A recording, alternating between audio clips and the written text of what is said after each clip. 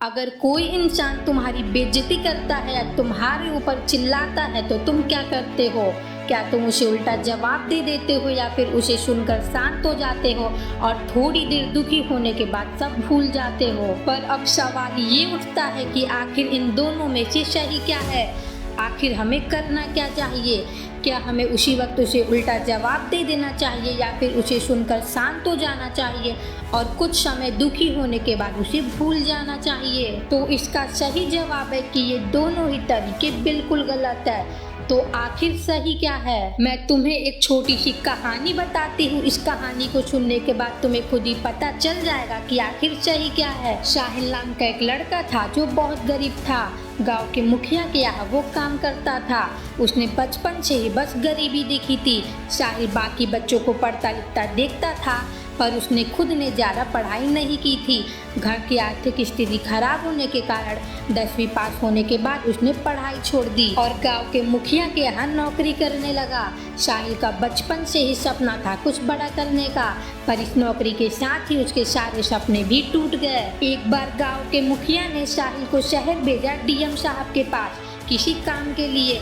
जब साहिल DM office पहुंचा तो डीएम साहब वहाँ नहीं थे। साहिल ने 2-3 घंटे इंतजार किए पर डीएम साहब वहाँ नहीं आए और साहिल काफ़ी घबराया हुआ था क्योंकि इतने बड़े डीएम ऑफिस में वो पहली बार आया था और उसके आसपास जितने भी लोग थे सबने अच्छे खासे कपड़े पहने थे पर साहिल ने वही अपने फटे पुराने कपड़े पहन रखे थे। और कुछ देर बाद जैसे ही डीएम साहब डीएम ऑफिस आए, साहिल उनके पास भागते हुए गया और उसी वक्त एक चपरासी चाय लेकर आ रहा था जो चाय की कप गलती से साहिल के हाथ से लगकर डीएम साहब के कोट पर जा गिरी।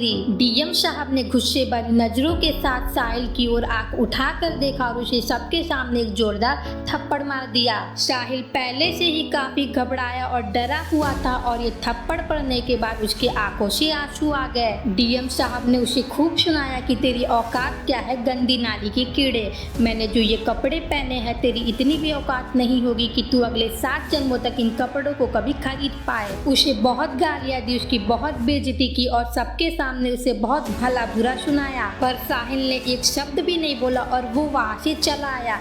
पर वो इन सब बातों को भूल नहीं पा रहा था। सोते जागते खाते पीते हर वक्त उसके दिमाग में बस यही बेइज्जती यही अपमान चल रहा था। उसने उसी दिन ये ठान लिया कि जिस डीएम ने उसकी इतनी बेइज्जती की है वो एक दिन उनके सामने जाएगा और उनको दिखाएगा कि आखिर उसकी क्या औकात है। उसके अगले दिन ही साहिल ने अपनी नौकरी छोड़ दी और लग गया दिन रात बस पढ़ाई करने में। इस बीच कई बार उसके मन में ये भी आया कि ये बहुत मुश्किल है, मुझसे नहीं हो पाएगा और बहुत बार कई निगेटिव थॉट्स भी आए पर साहिल के दिल में वो बेइज्जती इतनी ज़्यादा बैठ चुकी थी कि किसी भी चीज़ का उस पर कोई भी असर नहीं पड़ रहा था। वो मेहनत करता गया और बस करता गया और धीरे धीरे 11 साल बीत गए और जिले के डीएम साहब की आयु हो चुकी थी और उनके रिटायरमेंट का समय नजदीक आ गया था। पर कहीं से उनको एक सूचना मिली कि दूसरे जिले का डीएम उनसे मिलना चाहता है जो कि हाल ही में अभी डीएम बना है। और जब वो दूसरे जिले का डीएम आया डीएम साहब से मिलने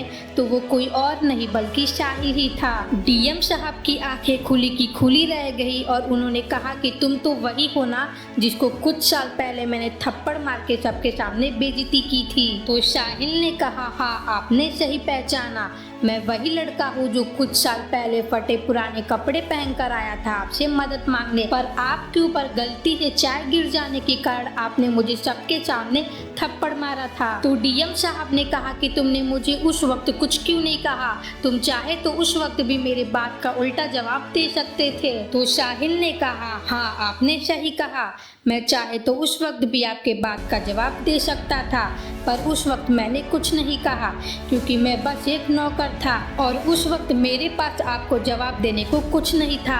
अगर मैंने उस दिन आपको जवाब दे दिया होता तो आज मैं इस मुकाम तक कभी पहुंचता ही नहीं। हर रोज आपकी कही हुई हर एक बात मेरे कानों में चुभती थी। आपने उस वक्त कहा था कि तेरी क्या औकात है, हाँ नहीं थी उस वक्त मेरी कोई औकात, पर मैंने उसी दिन सोच लिया था कि अब मुझे भी अपनी औकात बनानी है। हर रोज जब मैं रुकता था तो मुझे वो गालियाँ याद आती थी, हर रोज जब मैं थकता था तो मुझे वो थप्पड़ याद आता था। कई रात मैंने बिना खाए सोया है, कई रातों को मैंने अपनी नींद को त्यागा है। वो आपकी की हुई एक बेइज्जती ने मेरे अंदर इतना जुनून पैदा कर दिया था कि जिस डीएम ने मुझे इतना नीचा दिखाया है, जिसने मेरी इतनी बेइज्जती की है, मुझे उसी डीएम के सामने जाना है और दिखाना है कि मैं बहुत कुछ कर सकता हूँ। साहिल ने कहा कि अगर उस वक्त मैं आपको पलट कर जवाब दे देता तो ये बात वहीं पर खत्म हो जाती और कुछ समय बाद मैं इसे भूल जाता, पर मैंने इस अपमान को अपने दिल और दिमाग में बैठा लिया था। आपके उस एक अपमान को मैंने अपना मोटिवेशन बना लिया था और अगर उस दिन मेरे साथ ये सब होता ही नहीं तो मैं कभी यहाँ पहुँचता भी नहीं। और मैंने सोच लिया था कि जवाब मेरे शब्द नहीं बल्कि मेरा समय देगा, और देखिए आज मेरे समय ने मेरा जवाब दे भी दिया। डीएम साहब को अपने किए पे बहुत पछतावा हुआ और उन्होंने साहिल से माफी भी मांगी। अंत में साहिल ने बस यही कहा कि मुझे गिराने वालों को शुक्रिया, उन्होंने ही मुझे उठना सिखाया। इस स्टोरी के थ्रू मैं तुम्हें बस यही बताना चाहती हूँ कि जरूरी नहीं है कि अगर कोई तुम्हारी बेइज्जती करे तो तुम उस वक्त पलट कर तुरंत ही उसे जवाब दो।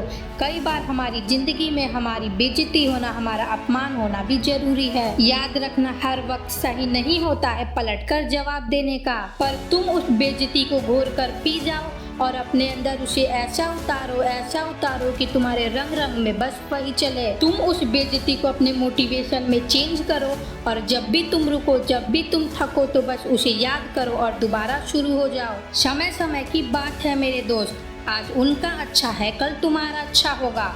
बस तुम मेहनत करना मत छोड़ना। तुम्हें और किस टॉपिक पे वीडियो चाहिए या अगर तुम्हारे मन में कोई भी डाउट है तो तुम मुझसे कमेंट करके पूछ सकते हो। अगर तुमने अभी तक मेरे चैनल को सब्सक्राइब नहीं किया है तो फटाक से कर लो। यहाँ तुम्हें काफ़ी अच्छी मोटिवेशनल वीडियोज मिलते रहेंगे जो तुम्हारी लाइफ को चेंज कर देंगे। इसी के साथ मिलते हैं नेक्स्ट वीडियो में।